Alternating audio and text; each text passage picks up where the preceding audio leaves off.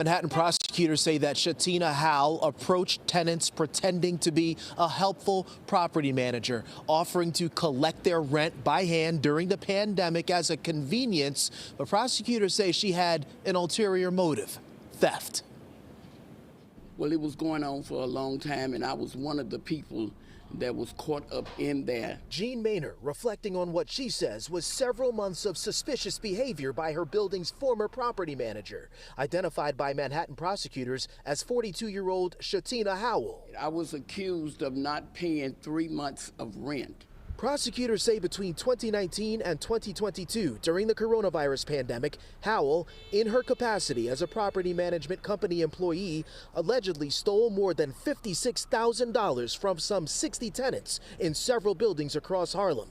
Seniors, the disabled, and low-income New Yorkers among many of the victims. When we investigated, she had put her name on one of my cashier checks and even endorsed it. Howell is accused of allegedly collecting tenant rent payments by hand as a favor during the pandemic before allegedly stealing and then depositing those funds into her own bank account. She was very aggressive.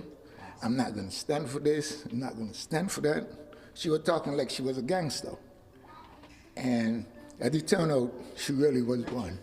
She was a thief.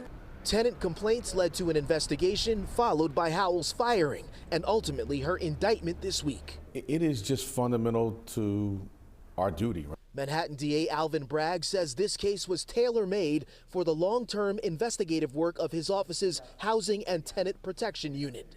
That really sticks out to us. Again, these are our allegations. We look forward to going into court and proving them. But that jumps out to me, people who would focus on those who they view as vulnerable.